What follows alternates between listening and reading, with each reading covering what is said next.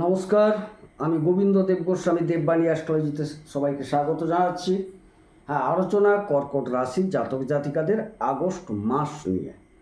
এই 2026 সালের আগস্ট মাস আপনার কেমন যাবে? আপনারা অবশ্যই একটা উচ্চাশা নিয়ে বসে আছেন। বৃহস্পতি যেহেতু আপনার রাশি বা লগ্নে বসে আছেন উচ্চাবস্থায়, সুতরাং আপনাদের একটা প্রত্যাশা থাকবেই। এবং রবির মতো গ্রহ তিনিও 17 তারিখ পর্যন্ত যেহেতু থাকছেন, বুধাদিত্য যোগেও থাকছেন, সুতরাং প্রত্যাশা স্বাভাবিক। যাই হোক, মূল আলোচনায় প্রবেশ করছি। কর্কট রাশির যে জায়গায়, সেখানে কিন্তু বৃহস্পতি সারা মাস থাকছেন, বুধ 6 তারিখ থেকে থাকছেন এবং রবি 17 তারিখ পর্যন্ত থাকছেন। দ্বিতীয় কেতু বসে আছেন দীর্ঘদিন, রবি 17 তারিখের পর প্রবেশ করছেন, তারপর পুরো মাস থাকছেন এই জায়গায়। তৃতীয় শুক্র বসে আছেন, চতুর্থে কেউ নেই, পঞ্চমে কেউ নেই, ষষ্ঠে কেউ নেই, সপ্তমে কেউ নেই, অষ্টমে রাহু, নবমে শনি বক্রাবস্থায় আছেন, আর দশমে কেউ নেই, একাদশেও কেউ নেই। নেই বলতে এখানে দেখতে হবে, হ্যাঁ, দ্বাদশে মঙ্গল, কিন্তু ঠিক 2 তারিখ 3 তারিখের দিকে, 3 তারিখে মঙ্গল কিন্তু একাদশ থেকে দ্বাদশে চলে আসছেন। এদিকে শুক্র 2 তারিখ তিনি আবার তৃতীয় চলে আসছেন, যার জন্য 1 তারিখ 2 তারিখ হিসেবটা আমি না করেই পুরোটা বলছি। কিন্তু বুধ 6 তারিখ অর্থাৎ প্রথম সপ্তাহ প্রায় দ্বাদশেই থাকছেন, তারপর তিনি চলে আসছেন। তো দ্বাদশে থাকলে কী হলো, তিনি স্বগৃহে থাকছেন। তো যাই, মূল আলোচনায় চলে যাই। আপনার লগ্ন বা রাশিতে বৃহস্পতি বসে আছেন। বৃহস্পতি আপনার ষষ্ঠের অধিকারী, ষষ্ঠ এবং নবমের অধিকারী হয়ে তিনি কিন্তু আপনার লগ্ন বা রাশিতে। প্রথমত বলি, মন মানসিকতা যথেষ্ট উন্নত থাকবে। ঈশ্বরীয় চিন্তাভাবনা, সৎ নিষ্ঠা, জ্ঞান, প্রজ্ঞা ইত্যাদি আপনার মধ্যে বিরাজ ঘটবে, বিকাশ ঘটবে। কিন্তু কিছু কিছু রোগ ব্যাধি আপনার শরীরে আসবে, তার মধ্যে বিশেষ করে হজম সংক্রান্ত সমস্যা, মেদ সংক্রান্ত সমস্যা, হার্টের কিছুটা সমস্যা দেখা দেওয়ার সম্ভাবনা দেখতে পাচ্ছি, এবং সাথে কিছুটা ব্লাড রিলেটেড সমস্যা দেখা দেবে আপনাদের। সুতরাং বিষয়টায় আপনাদের সতর্ক থাকতে হবে। এবারে যাই, যেহেতু লগ্ন বা রাশিতে বসে আছেন বৃহস্পতির মতো গ্রহ, রবির মতো গ্রহ, একটা উপার্জনের প্রতি, সঞ্চয়ের প্রতি একটা মানসিকতা তৈরি হবে আপনাদের। হ্যাঁ, বুধাদিত্য যোগ, কিন্তু এই বুধাদিত্য যোগ, বুধ কিন্তু আপনার দ্বাদশ এবং তৃতীয়ের অধিপতি হয়ে যেহেতু বুধাদিত্য যোগে গিয়ে পৌঁছাচ্ছে, বুধাদিত্য যোগের ফল খুব একটা ভালো ঘটবে না, কিন্তু রবি বৃহস্পতির এই যোগের ফলটা আপনারা পুরোপুরি পাবেন। হ্যাঁ, যদিও প্রথম পর্যায়ে বৃহস্পতি দগ্ধাবস্থায় থাকছেন, এটা নিয়ম, এটা নিয়মের মধ্যেই আসে। এবারে সেই সামান্য কয়েকটা দিন একটু সমস্যা হলেও পরে কিন্তু ঠিক হয়ে যাবে, জ্ঞানের প্রকাশ ঘটবে, শরীর মোটামুটি একটা ভালোর দিকে থাকছে। এই যে রোগ ব্যাধিগুলো বললাম, ওগুলো ব্যতীত আপনার অন্যান্য দিকও ভালো থাকছে। সেকেন্ড হাউসে কেতু দীর্ঘদিন বসে আছেন, কেতু দ্বিতীয় থাকাটা খুব একটা ভালো নয়, ভালো ফল দেন না। সঞ্চয়ের দিকটাকে একটু সমস্যা তৈরি করেন, বাক্যের ক্ষেত্রে কিছুটা সমস্যা তৈরি করেন, কুটুম্বদের সাথে একটু সমস্যা তৈরি করেন, এগুলো ঘটে মূলত। কিন্তু রবি যেহেতু 17 তারিখ স্বগৃহে প্রবেশ করছেন, দ্বিতীয়াধিপতি দ্বিতীয় আসছেন, সুতরাং এই জায়গায় কেতুর যে খারাপ প্রভাবটা অনেকটা তিনি কমিয়ে দেবেন একদম। কিন্তু সঙ্গে সঙ্গে আর কয়েকটা ফল আসবে আপনার বাক্যের ক্ষেত্রে। অহংকারী ভাব আসবে, একটা হিম্মতি বিষয় আসবে, এবং সেই জায়গায় কিছুটা হলেও কুবাক্য সংযোজিত হয়ে যাওয়ার সম্ভাবনা আছে। উগ্র খাদ্যাভ্যাস বর্জন করা উচিত, না হলে খাদ্যাভ্যাস থেকে সমস্যা তৈরি হবে। তৃতীয় শুক্র নিচস্থ অবস্থায় থাকছেন পুরো মাস, 2 তারিখ থেকে পুরো মাস থাকছেন। শুক্র আপনার একাদশপতি এবং চতুর্থপতি হয়ে তৃতীয় শুক্র যাওয়া ভালো নয়। কিন্তু কি ঘটবে না, শুক্র তো শুভগ্রহ, কিছু শুভ দেবেন তার মধ্যে। পারিবারিক ক্ষেত্রে কিছু যোগাযোগ ঘটার সম্ভাবনা আছে। মাকে নিয়ে কিছু যোগাযোগ হবে, হয়তো মায়ের শরীর স্বাস্থ্য নিয়ে কিছুটা যোগাযোগ করতে হতে পারে। বিভিন্ন জায়গায় শরীর স্বাস্থ্য কিছুটা অবনতি মায়ের দেখা যাচ্ছে। যাই হোক, যোগাযোগ একটা ঘটবে, উপার্জন নিয়ে একটা যোগাযোগ ঘটবে। ভাইয়ের সাথে সম্পর্কের কিঞ্চিত অবনতি, পুরোপুরি বলবো না, কিঞ্চিত অবনতি যোগ দেখতে পাচ্ছি। ছোটোখাটো ভ্রমণ আছে, কিন্তু ভ্রমণ থেকে একটু সাবধান থাকা কর্তব্য আপনাদের। প্রেম কিছুটা বিঘ্নিত হবে আপনাদের, আমি পরে যাচ্ছি। আর চতুর্থ ঘর খুব গুরুত্বপূর্ণ জায়গা। মায়ের শরীর স্বাস্থ্য, পারিবারিক সম্পদ, গাড়ি বাড়ি যানবাহন, স্নাতক স্তর পর্যন্ত পঠন পাঠন ইত্যাদি আমরা এখানে গুরুত্ব দিয়ে আলোচনা করে থাকি। এই জায়গার অধিপতি শুক্র তৃতীয় চলে যাচ্ছেন। তৃতীয় তো ভালো ফল দেন না এবং নিচস্থ হচ্ছেন। সুতরাং পারিবারিক সম্পদ সৃষ্টির ক্ষেত্রে, কেনার ক্ষেত্রে বা নির্মাণের ক্ষেত্রে কিছুটা শিথিলতা দেখা যাবে। মায়ের শরীর স্বাস্থ্য যখন চিকিৎসা করাতে যাবেন সেক্ষেত্রেও ধীর লয়ে আরোগ্য লাভের সম্ভাবনা আছে। পারিবারিক সম্পদ যেটা কন্টিনিউ কিছু একটা উপার্জন হতো, কিছু কাজে লাগাতেন ইত্যাদি ইত্যাদি, সেই জায়গাটা একটু বিঘ্নিত হবে। এই জায়গা থেকে সাবধান। গাড়ি বাড়ি যারা কিনতে চাইছেন 1টা মাস অপেক্ষা করে যাওয়া ভালো, এরপরে ভালো হবে। 1টা মাস অপেক্ষা করে গেলে ঠিক আছে। আরও অন্যান্য কারণ আছে এর পেছনে, তবু 1টা মাস আপনাদের অপেক্ষা করে যাওয়া উচিত। এই কারণে শুক্র তৃতীয় নিচস্থ, এখানে আবার শনির দৃষ্টি পড়ে আছে। এই সুবাদে শুক্র তো আপনার চতুর্থাধিপতি, গাড়ি বাড়ি যানবাহন ইত্যাদি, যার জন্য এখানে একটু সামলে যেতে বললাম। এই জায়গায় আপনারা পরে 1 মাস পরে ভাবুন। পঞ্চম স্থল উচ্চশিক্ষার জায়গা, প্রেমের জায়গা, সন্তানের জায়গা। প্রথমে সন্তানের কথা বলি।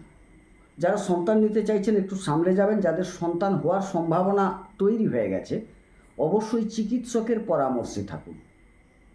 যাদের সন্তান বড় তাদেরকে একটু সাবধানে রাখুন। ড্রাইভিং যারা করে বা অন্যান্য খেলাধুলায় যারা আছে, হ্যাঁ খেলাধুলা তো করতেই হবে, সেখানে কিছুটা হলেও আঘাতপ্রাপ্তি যোগ দেখতে পাওয়া যাচ্ছে। আবার আপনাদের এই সন্তানদের বিদেশ যোগও দেখতে পাওয়া যাচ্ছে। সন্তান কিছু কর্মকাণ্ডের জন্য আইনের জালে জড়াতে পারেন, হাসপাতাল বা চিকিৎসালয়ে যেতে পারেন, সাবধান। প্রেম কিন্তু বিঘ্নিত হবে, প্রেমে দূরত্ব বৃদ্ধির সম্ভাবনা আমি দেখতে পাচ্ছি।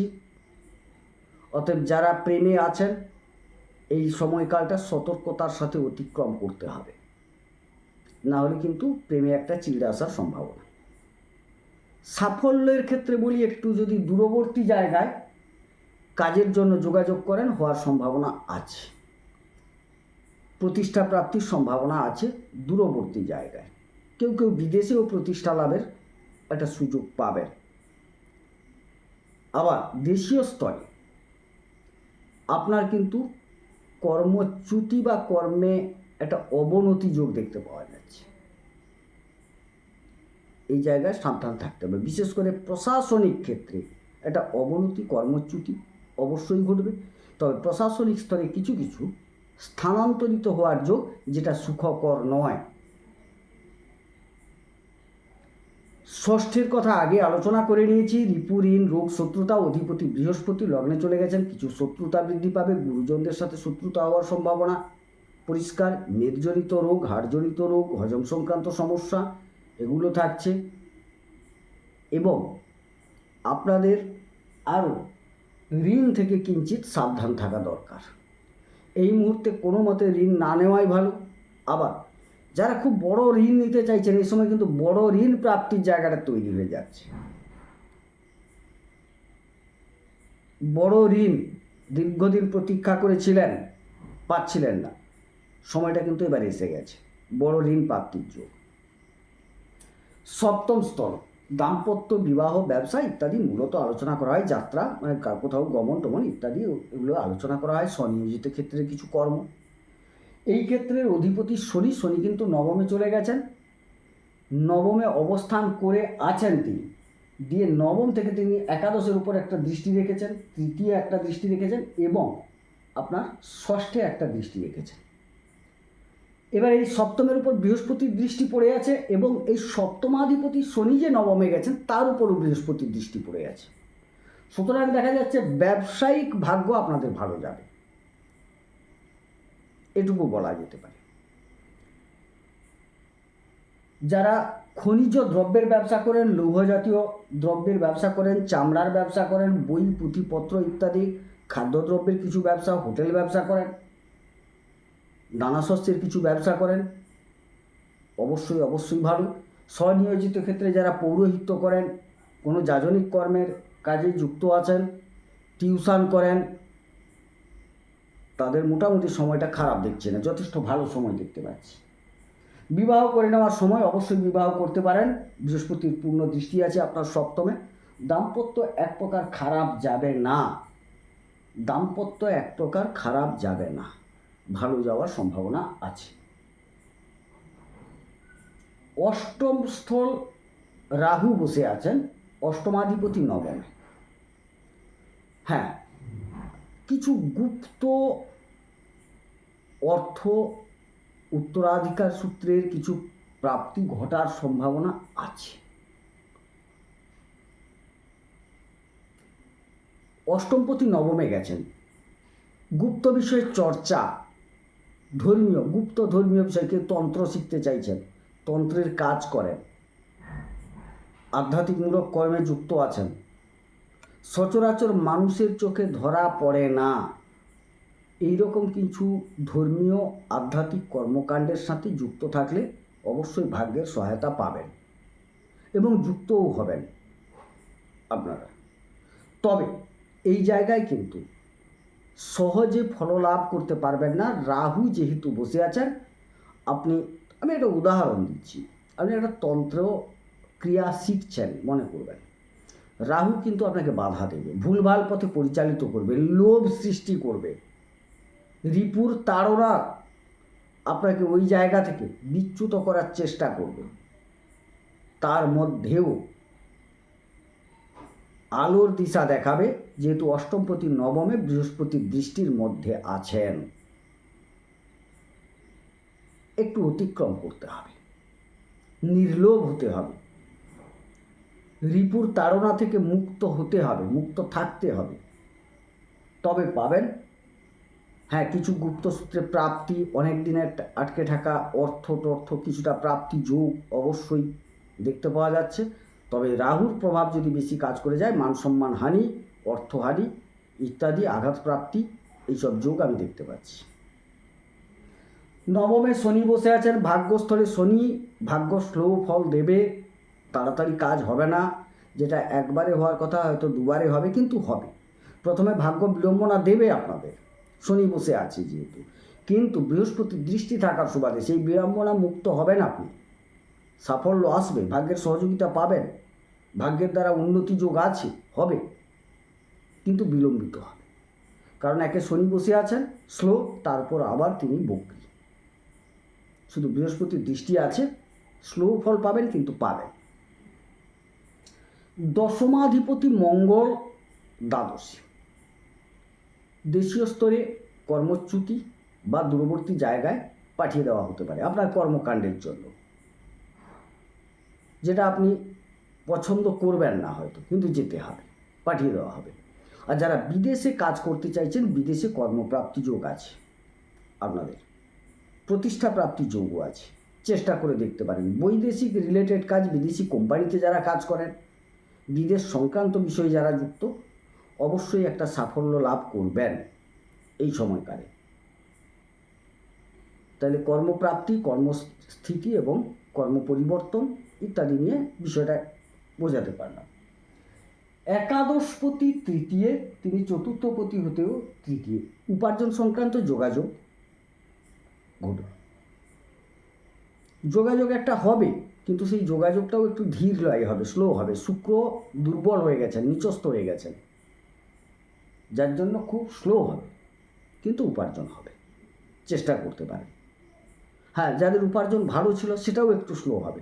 স্বনিয়োজিত কর্মে আপনি উপার্জন ভালো করছিলেন, এই সময় একটু কমবে। এবার দ্বাদশে মঙ্গল, গুরুত্বপূর্ণ জায়গা। পঞ্চম থেকে তিনি যাচ্ছেন, দশম থেকে যাচ্ছেন। কর্মসংক্রান্ত বা সফলতার জায়গায় আইনি জটিলতা দেখা দিতে পারে। প্রেম থেকে আইনি জটিলতায় জড়িয়ে পড়তে পারেন। উচ্চশিক্ষায় যারা আছেন, বিদেশ যাওয়ার যোগ আছে, বিদেশে উন্নতি যোগ আছে। উচ্চশিক্ষার্থীরা বিদেশে যাবেন, চেষ্টা করুন যারা যেতে চাইছেন। যারা বিদেশে আছেন অবশ্যই সাফল্য পাবেন, প্রতিষ্ঠা পাবেন। বিদেশে কর্ম যারা করছেন প্রতিষ্ঠা পাবেন। যারা বিদেশে পড়াশোনা করতে চাইছেন তারাও একটা কিন্তু সাফল্য বা প্রতিষ্ঠা পাবেন। সঙ্গে সঙ্গে রক্তপাত যোগ, আইনি জটিলতা, এগুলো দেখতে পাওয়া যাচ্ছে। একটু আধ্যাত্মিকতায় মনোনিবেশ করুন, আশা করি অনেকটা ভালো ফল পাবেন। দেখুন, এটা যে সম্পূর্ণ আপনাদের সাথে মিলে যাবে তা নয়, এটা তো রাশিগত ফল একটা বা লগ্নগত ফল, কিন্তু এর মধ্যেও অনেক হিসেব নিকেশ আছে। আপনার গ্রহাবস্থান কুণ্ডলিতে,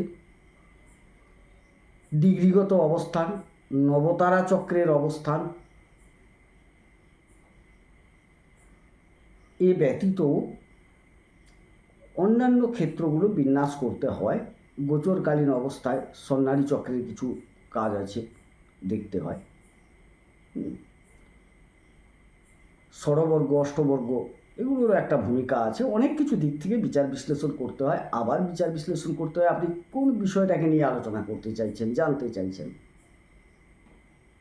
তার উপর আবার গভীর হিসেব নিকেশ আছে। যার যেটা প্রয়োজন সেটা নিয়ে আরও একবার দেখে নেওয়া। তার বিভিন্ন চার্ট আছে, নবাংশ, সপ্তমাংশ, দশমাংশ, দ্বাদশাংশ, তৃতীয়াংশ, বিশাংশ, অনেক কিছু,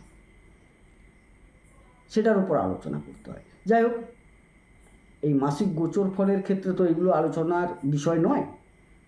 এগুলো যদি আলোচনা করতে হয় আপনাকে কুণ্ডলী নিয়ে আলোচনায় বসতে হবে।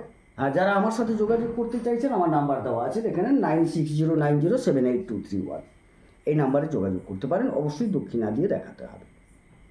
যাই হোক, আলোচনা যদি কিঞ্চিত ভালো লাগে চ্যানেলটিকে সাবস্ক্রাইব করুন, লাইক করুন, শেয়ার করুন, এবং আমি প্রার্থনা করি আমার সমস্ত দর্শক সুস্থ সুন্দর থাকুন, সারা বিশ্ববাসী সুস্থ সুন্দর থাকুন। ঈশ্বর সকলের মঙ্গল করুন, মঙ্গল হোক। নমস্কার।